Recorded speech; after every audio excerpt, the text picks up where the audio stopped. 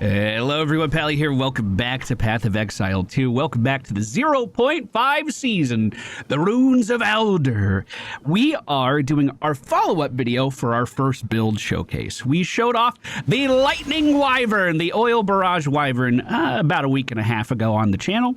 And I made that build showcase at that time for a very important reason. We were just about to unlock inevitable critical hits, and we were going to completely redesign the build from the ground up to fit that. Well, I'm very happy to say the redesign went extremely well, and the build is popping off in ways that you may not have even been able to imagine before. Here's some gameplay on the screen right now, so I don't bait you too long into this video before you see the action. Basically, all we're doing is generating a power charge, and we have a bunch of different ways to do that. Once we have the power charge, we sit down and channel the Oil Barrage, and that's going to be infused with lightning. Anytime that crits, it has a chance to trigger our cast on critical hit setup, which then allows me to lightning warp to a new location, generate even more power charges at the same time we're doing that, and then continue holding down the Oil Barrage to hopefully lightning warp again to somewhere else. I have been doing a ton of Abyss, a ton of Breach. Number one, Abyss has been really profitable this season so far. But the build plays into it just perfectly. Wherever there is a large group of enemies, a dense cluster of enemies, we absolutely pop off and annihilate them. I'm also going to mention some of the downsides here early on in the video, just so I can say I warned you. I'm sure you can already tell I can't see anything on the screen at all. I never know what's happening. I never know what's going on. I have been hit by so many gigantic telegraphed abilities this season. If I had a Twitch Prime for every time I was hit with an anchor, I wouldn't need to play video games for another month, dude. It has been a bloodbath out there, and it's all my fault because I'm not moving out of anything. Now, that being said, sometimes the lightning warp gets you out of harmful stuff, but you know, not every time. This build does utilize Leech to the best of my ability, but unfortunately I'm still pretty squishy. I will just get one shot by stuff and not know what it was at all. And I did have a big learning curve with this build. I learned about stun resistance in a big way. I guess I'll talk about that when we get to our gear. But man, that was a big learning curve for me. That was very eye-opening. Well, after seeing all of that area of effect damage, you might be wondering what our single target damage is like. What is this build like versus bosses? Because you're going to be spending a lot of time fighting bosses now with the new redesign of in-game. Well, I'm very happy to say I obliterate them. There are some best practices you can do to make sure you have a good time. For instance, you want to fight bosses in the corners of arenas, if at all possible, because that lets your lightning bounce around a bit more. You can deal more damage to them quite quickly. If a boss has an ad phase at all, that boss is basically writing his own death certificate. Like, it's insane how much damage we can do in the right scenario. However, the same downsides that apply before apply to bosses. We're standing still, so if they do some big combo, that could absolutely obliterate you. Most times, though, it doesn't come down to that at all. I did fight the Arbiter of the Divine with this exact build, and all of my damage came from fighting him against the edges of the room. And you could absolutely swap out your cast on crit setup for something more single target related. You could put Comet in and instead of doing all this warping around, but I don't know, dude. There's something about warping that, me personally, I just don't want to change. All the footage you've seen so far has been taken from tier 15 maps with 4 to 6 modifiers on a night where I couldn't sleep and I was just recording my gameplay. In order to play this build, you are going to need to understand how power charges work, and I have a lot of redundancy in the build to generate power charges. You probably don't need this much redundancy, but if I don't have power charges, I'm not doing anything, so I wanted a plethora of ways to generate them. The first one of which is eating a dead body off the ground with Devour. Devour can also cull enemies that are low on life, like these two guys that we just jumped on, and if I cull them, I will generate those power charges. With our cast on crit setup that I'm going to go over in just a moment, we also have built-in power charge regeneration with this. We'll be creating these runes on the ground, and as those runes consume bodies, it will give us power charges back. Another alternative, and this is mostly for bosses, I would say. Let me go down here to this Rogue Exile to show you.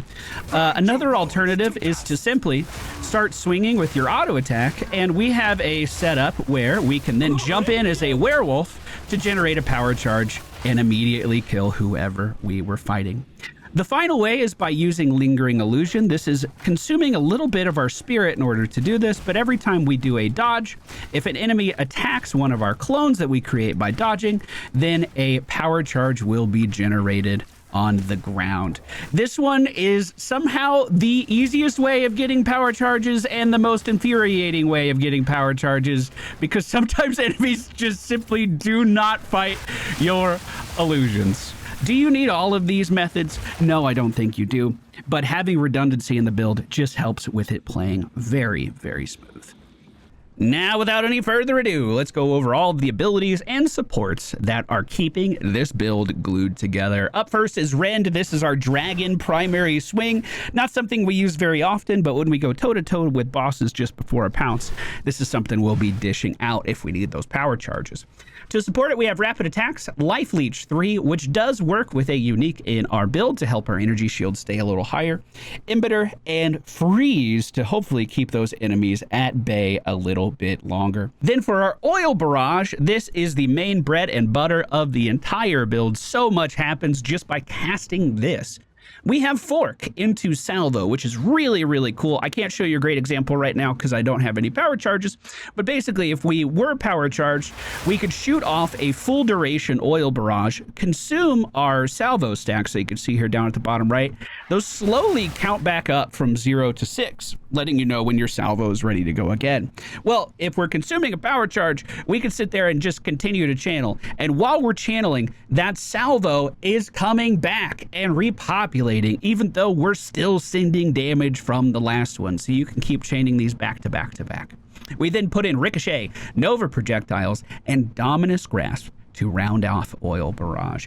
Up next is one of the most expensive parts of the whole setup. This is the Eternal Rage. This allows us to fill our rage meter and keep it full basically all of the time. It costs 100 spirit and 137 strength at this level to keep this bad boy going, so it's expensive in a lot of different ways.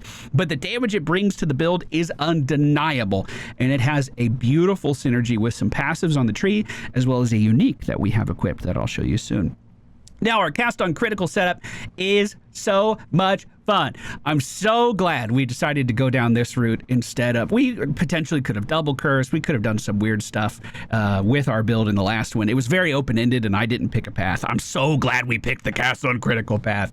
We're going with Profane Rituals, so we can put those rituals on the ground, consume a body, and then give myself a power charge when that happens. Charge Profusion number 1 gives us a 30% chance of getting an additional power charge, so we can continue to rain down the Oil Barrage. Now, this one might seem weird. The Lightning Warp that we're using, number 1, we're using 2 of them because it can technically queue up 2 teleports back to back as we hit that 100% critical hit mark. You are going to need enemies within callable range to teleport to them, but if it does exist, that's how you get the multiple teleports back to back. We are using only a level 9 version of this for a few reasons. It doesn't do any damage, first of all. If we upped the level, it would up the mana. Well, it does do some damage. That's not fair. We do some damage when we teleport to the target, to be fair, but it's not damage that we're relying on. So basically, I want to keep the mana cost of this as low as possible so we can continue to teleport in between enemies. Even dropping the level gem of this doesn't drop the crit chance or anything, so everything's beautiful with that. And then we round out cast on critical hit with Boundless Energy, making our supports gain even more energy. Don't forget, I need to talk about my jewels. The jewels are very, very important for our cast on critical setup. Next is Devour. This is what we eat dead bodies with. We don't have to use it very often, but we supported it with Rapid Attacks into Charge Perfusion and Thrill of the Kill for some even more lightning damage. Next up, we have the other half of the puzzle of Rend, and this was recommended in the comments by one of you on our previous video. Thank you very much for this recommendation. We are using Pounce. I was very against anything that took me out of Wyvern form. I wanted to be a Wyvern all of the time, but the utility here is undeniable, and we're only swapping out of Wyvern for a quick second, so I'm giving myself a pass on this one. Basically, we're using the Culmination 2, which when we go in and hit enemies with Rend, we're going to be generating combo points for Pounce. When we then pounce on an enemy, we're consuming those combos to hopefully generate a power charge. Usually all it takes, I usually do like 3 to 5 auto attacks on a boss before I then pounce on them, and usually the power charges are completely taken care of for the rest of the fight from that point on. We're then going in with Charge Profusion 2 and Blazing Criticals to round out the support there. One last thing for power charges, we are using the Lingering Illusion, not buffed in any way, but it is reserving 30 spirit, and if you didn't have the reservation in your build, you absolutely could swap that out. Now, the elephant in the room. Flame Breath does so much damage on the character sheet, but I found just using this was absolutely not worth our time. It was something I was super excited about in our first episode, and I thought we would continue to scale, but it is only here because it was featured in the first episode. I would have taken this out of the build entirely already. We're using Rapid Attacks, Bergen 2, Elemental Armament, Rage Forged, and Momentum, just like in our previous episode. But unfortunately, let me show you why I'm not using it. I heard there was a bug last season that caused this ability to not really be usable if you were playing on mouse controls. So I just consumed that body. And there it is. It just happened. It just happened. I just consumed that body. I had a power charge. I had a ton of rage. But instead of actually extending the ability duration here, I just got put on the ground for no reason. I thought this was an issue with stuns hitting me in our build. But as you just saw, there was literally no damage coming out at me. This is what the Flame Breath should look like all of the time. And I can simply not get it to replicate those results. I landed again! I cannot get those results to be replicated. And using this ability just, frankly, became too frustrating. Luckily for us, we do phenomenal single target damage on bosses with just the Lightning Barrage, so I don't need to use it. But if you were wondering why we haven't been talking about it more, I'm literally going to unequip this right now. I can't tell if it's bugged. It just dropped me again. I can't tell if it's bugged because of my build or because of inputs, but I'm sick of dealing with it, dude. Very quickly, we're going to go over the gear as well. There are 2 required uniques for this setup, the first of which is the Crown of Eyes. We are using this because of the little effect at the bottom. Increases and reductions to spell damage also apply to your attacks. We're able to double dip with some really cool passives on the tree to up our damage quite a lot with this one. The other we are using is our gloves, the Essentia Sanguis. We're using this because we want the Life Leech to convert to our energy shield. We are very squishy with my current gear, but this is where our sustain comes from. The talisman we're using is beautiful, but there are better ones out there for sure. The main stuff scaling our damage is that massive increase to physical damage, plus level 2 melee skills, and the maximum rage increase on this actually does wonders for us as well. You can only get that maximum rage from a Magi talisman. Our chest piece is one of the most expensive items I have ever bought, and it's really not even that impressive. On it, we have maximum energy shield, we have a decent hit to our spirit, and a big old whopping single resist at 40% cold resist. What made this item so expensive is the spirit on it, the energy shield, and then that little line at the bottom, 12% increased spirit reservation efficiency of skills. The meta builds for this season are all pet builds, so this item was extremely expensive. I paid 35 divines for it 2 weeks ago. Oh god! And at the time, getting anything with double resistances would have been well into the hundreds. The amulet is where another source of our spirit comes from. This one in particular gives us big bonuses to our energy shield, 50 spirit, and then good resistances. Our ring on the right has double res as well as rarity to items found, but we even got the chance to throw in a little bit of leech. So that life leech is giving me energy shield back. Our other ring looks pretty similar, but we managed to throw in some physical attacks leech as mana as well. And the reason we need that is sometimes we cascade these spells off and our mana pool just instantly dumps, and this helps us get a little bit back. If you didn't want that mana leech, you could get a better ring here. A lot of people view physical damage leeched as mana as a bit of a dead stat, but it was very helpful for us in this particular build. Then we just have a regular run-of-the-mill belt. Remember, you only need 2 charm slots now. You get more through the campaign, 1 more through the campaign. And our boots are just 35% movement speed along with cold resist. And okay, let's talk about that stun threshold. So you may have noticed I have stun threshold on a couple of pieces of gear. I think I need more, actually, now that I'm looking at it.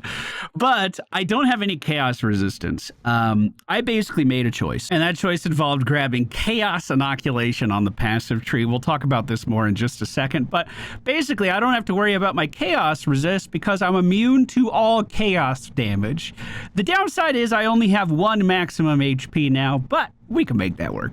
For a very quick explanation, if we take a look at any item in the game, they are comprised of prefix mods and suffix mods. A lot of the popular suffix mods are going to be your resistances: fire resist, lightning resist, cold resist, and even the big one, chaos resist. And it's debatable on whether you need chaos resistance in your build. Trust me, we're standing still enough. We need chaos resistance in our build. But unfortunately, that suffix slot also houses that increased stun threshold that we need. So I could have brought more chaos resistance into the build through items, but it would have been difficult to find that along with the stun threshold as well, which is why I went for the chaos inoculation node. That means we need 0 chaos resistance from our items, and instead we can get that stun threshold in that suffix slot. Hello, Editor Walter here, playing the build I said I was done playing. The reason we need that stun threshold at all, I felt like I didn't really explain that super well, is because we lowered our maximum HP. Basically, how stuns are calculated is it checks off of your HP pool versus the damage that you just received. It may be a little bit more nuanced than that. But as we lowered my maximum health pool over and over and over again, any attack from any enemy was significantly more likely to stun me. I had never run into this problem before because I play a lot of high life builds, so this was a fun learning moment. And by fun, it means it sucked. I had to sell all my gear and start over! We have one more source of stun threshold resistance, and that's coming from the anointment on my amulet. That is giving us self-mortification, which is this bad boy right here. Gain additional stun threshold equal to 20% of your maximum energy shield and 20% increased stun threshold while full on life, which we always are. We only have 1 HP. And really quickly, our charms stop us from being slowed, stunned, and frozen. All things I absolutely hate happening to me in this build. I am using the Melting Maelstrom Mana Flask. I don't think you have to at all, but ultimately it allows us to dump out a bit more chaos damage around our character too. Now it's time for the passive tree, and if you've never seen a crit build or even really a stat stacker before, this is going to look really scary. It's a lot of traveling, but the nodes we have taken for Oracle are the Lesser Harm. Forced Outcome with the inevitable crits is basically what our build is built around. And then we closed out with the Unseen Path, which is super duper fun. I actually love that. And Entwined Realities, which I'm not using at all. So starting from the Druid beginning location, we beeline to Guardians of the Wilds, picking up the spell and attack damage increases here along the way. That's important for one reason. Our helmet increases and reductions to spells also applies to your attacks. So we're actually double dipping on some of these, and we're going to continue to double dip in the future as well. From there, we go northwest, getting Harbinger of Disasters, as well as picking up Primal Spirit and Natural Essence for more sustain. I needed more stun threshold while channeling, so we picked up Focused Channel as we continue to push northwest. And anger management here, plus 15 to maximum rage, is a huge damage increase for us. As we continue to go up to the northwest corner of the passive tree, I do get more survivability with Ancient Aegis. As we go down, we pick up even more damage with Primal Rage, and then the rest of our talent tree is going to be located across this top line and way over towards Sorcerers and Monks. But Mystical Rage. Every rage also grants you an increase to 2% spell damage. This is what our unique thrives off of. These 3 rage nodes are where the majority of our non-critical damage is coming from. Now let's see where the critical damage is coming from. We're going to ignore this for right now. I'm going to come back. We travel along the top, grabbing ourselves an Enhanced Barrier for some extra energy shield, as well as Eldritch Will for that stun threshold. Super duper important. We need a lot of stats to make this work, so Ingenuity gives us 25 crit, as well as what we're taking by traveling, and then Patient Barrier gives us even more energy shield. This is where we pick up Chaos Inoculation. This is what gives us 1 maximum life, but then we don't have to worry about those pesky chaos damaging abilities and bleeds. Then over here by the monk tree, we cut hard in towards the starting area again to pick up all of these massive crit nodes, Deadly Force for the Jugular, and True Strike for some huge damage increases. There is something we can do in this particular area of the talent tree in the future, and you're getting a little hint of it, but I did pick up Spellblade, 32% increased damage while wielding a melee weapon, increased spell damage. Remember, we are double dipping. We apply that to our attacks as well. And then a little bit more mana leached off to the right. That little bit I do find actually to be pretty helpful. Then as we travel down the edge of the tree even more, we make our way over to Heartbreaking and Struck Through to finish off our nodes. It's a lot of travel. It's a lot of stats along the way. My character stats are 162 strength, 72 dexterity, and then 149 intelligence. And holy crap, we're using quite a lot of that on base abilities. It looks like I could lower my dexterity a bit more if we wanted. Now, you may have noticed we have some interesting jewels on the tree as well, but most of our jewels are just like this. I got a lot of diamonds. Increased physical damage, increased stun threshold, and meta skills gain more energy. The meta skills is our cast on critical hit setup. So the more meta energy generation we have in here, the happier we are going to be. And I have a few of those stuck around here and there. We are using 1 unique jewel. This is the Heroic Tragedy Timeless Jewel. And basically, what this does is it can take a node like this and corrupt it. Let me take this out. It'll be easier to explain. So when this is not in my talent tree, I have Mind Over Matter reserved. Mind Over Matter does nothing for my build, so why would I slot points into it? It's because we are completely changing the effect of that node with the Timeless Jewel here. We are changing it to be Black Scythe Training. Gain no inherent bonuses from strength, but every 2 points I have in strength, increase my energy shield by 1%. If I unequip this jewel, my energy shield goes down to 4,877. If I put that bad boy on, we're up to 5,782. I originally was considering putting that here and then not taking Chaos Inoculation, and it's technically 2 less travel points to do that. So if you didn't want to deal with Chaos Inoculation, that is an alternative spot that you could throw that jewel if you wanted to. This is probably where I'm stopping the build. I wanted to challenge myself to travel around the passive tree.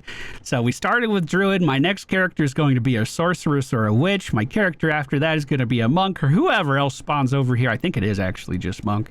And I want to work my way around the passive tree. I played a ton of witches in my time in this game. I know that area really well. But what's going on over here, I have absolutely no idea.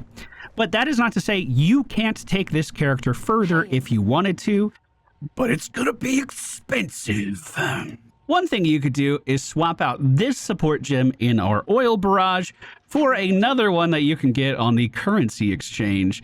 This is Garukan's Resolve, and what it does is if you don't crit, it will, it'll look at it again, and maybe you will crit instead. So that's 458 divines right now. Okay.